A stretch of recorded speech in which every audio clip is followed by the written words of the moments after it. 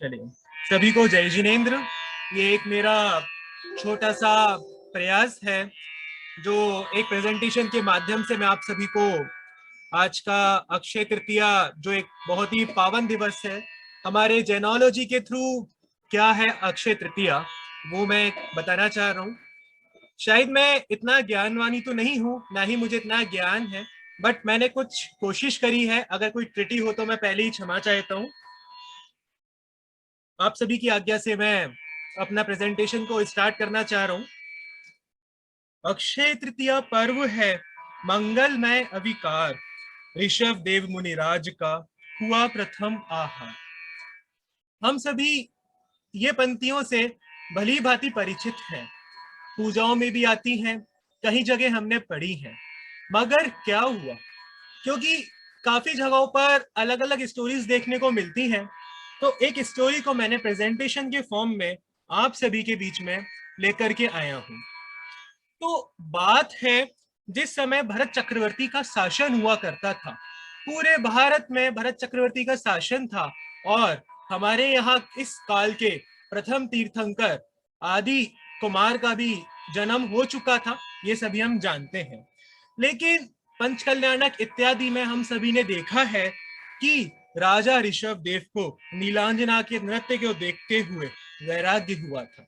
उस टाइम पे शासन काल था भरत चक्रवर्ती का, और वैराग्य होने के बाद वे आत्म कल्याण, आत्म साधना की भावना को लेते हुए, आत्म कल्याण की भावना को लेते हुए वन की ओर गमन कर जाते हैं। वहां पर वे 4000 अन्य राजाओं के साथ जैन मुनि दीक्षा अंगीकार करते हैं और आत्म आराधना के पथ पर आगे चले जाते हैं। सर्दी गर्मी, भूख प्यास सबको जीतकर, इंद्रियों का दमन कर घोर तपस्या में मुनिराज हमारे बैठे होते हैं। ये देखिए किस तरीके से इस चित्र में हम देख रहे हैं कि जंगल वन में एक वृक्ष के नीचे किस प्रकार हमारे मुनिराज अपने केश लोचन कर रहे हैं। जैसा कि अभी हम लोग देखते हैं कि अगर हम पुरानी प्रतिमाओं को देखें तो उनकी पहचान है कि जो आदिनाथ भगवान की प्रतिमा है उनके केश काफी लंबे लंबे होते हैं। ऐसा भी मैंने किसी शास्त्र के अंदर देखा है। और 6 महीने के घोर तप, दीक्षा लेने के बाद 6 महीने तक उन्होंने अपना घोर तप जंगलों में किया। लेकिन फिर विचार करते हैं कि इस भव में, इस भव के अंदर दान की विधि का बोध किसी को भी नहीं है। क्योंकि हमारे जैनियोलॉजी में, हमारे जैनिज्म के अंदर दान को बहुत ही महत्व दिया गया है। लेकिन जब तक इसका बोध किसी को नहीं है तो आगे लोग कैसे सीखेंगे। तो उन्होंने सोचा कि अब हमें दान तीर्थ की स्थापना करनी है। तो 6 महीने तक, तो क्योंकि ये उस काल की बात है जिस काल में हमारे तीर्थंकर हुआ करते थे, तो 6 महीने उन्होंने घोर तपस्या की, और उसके बाद 80 मसी कृषि कला वाणिज्य आदि शिक्षा देने के पश्चात दान तीर्थ आहार दान के उद्देश्य के साथ वो नगरों में निकल जाते हैं। जैसे ही नगरों में जाते हैं, लोगों को पता चलता है कि भावी तीर्थंकर मुनिराज के रूप में हमारे नगर में आहार के लिए आए हैं। तो सभी लोग अपने, जिस प्रकार हमारे मुनिराज दान निकलते हैं, तो हमको तो विधि पता है, लेकिन उस टाइम पे लोगों को पता नहीं थी। लोग बोलते हैं, अरे मुनिराज, आपने कपड़े क्यों त्याग रखे हैं? अरे मुनिराज, ये रत्न है। अरे मुनिराज, मेरे घर पे चलो, मेरे यहाँ तो बहुत पैसा है, मेरे यहाँ तो आज पकवान बने हैं, इत्यादि इत्यादि। लेकिन हमारे यहाँ आहार दान की ये विधि ना थोड़ी ना थी। इसी कारण से वो जगह जगह भ्रमण करते रहे, और इसी के अंदर 6 मास निकल गए। उन प्रजा का भी क्या गलती, उनको थोड़ी ना मालूम थी कि ये महान दिगंबर मुद्रा जिसको वो देख रहे हैं, उनकी तो सेवा स्वयं इंद्र करते हैं। उनको उनके इस रत्न इत्यादि से क्या खाल। यहाँ तक कि बड़े बड़े जो नगर सेठ थे, वो तो ये तक बोलने लगे कि हे मुनिराज, आप तो हमारे घर पे आइए, आप तो हमारे घर पे रहे। बट वो तो अपने राग को छोड़ चुके हैं। वो तो अब वैराग्य और आत्म कल्याण की भावना के साथ आगे आत्म कल्याण के पथ पर बढ़ चुके हैं। धीरे धीरे ऐसी भ्रमण करते करते वो पहुंचते हैं हस्तिनापुर, जो अभी वर्तमान में हस्तिनापुर जगह है। यहाँ पर राजा सोमप्रभ, जो एक बहुत ही विवेकी और ज्ञानी राजा हुआ करते थे, और उनका छोटा भाई जो विनय आदि गुणों से भरपूर था, जिनका नाम था श्रेयांस, वो वहां पर राज करते थे। जैसे ही मुनिराज अस्थिनापुर के समीप आते हैं, तो श्रेयांस कुमार को 7 स्वप्न दिखाई देते हैं।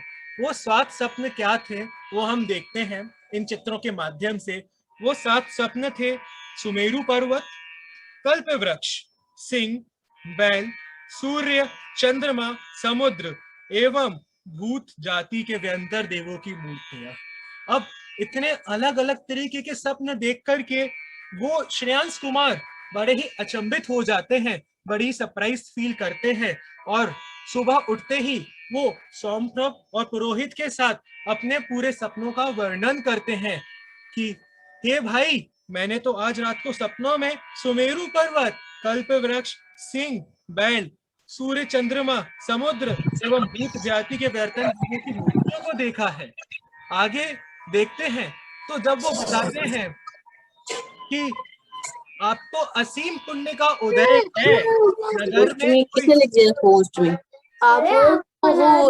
आपको होस्ट स्पॉटलाइट स्टार स्टॉप।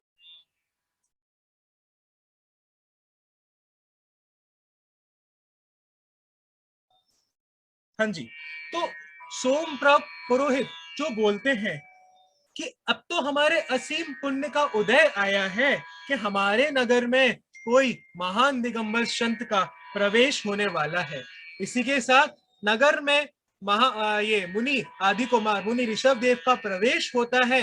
6 महीने के पश्चात जब उनका प्रवेश होता है, तो राजा ये श्रेयांस कुमार और राजा सोमप्रभ बाहर मुनिराज के पास जाते हैं और पूरी विधि के साथ परगाहन करते हैं, जिससे परगाहन का दृश्य हम देख रहे हैं।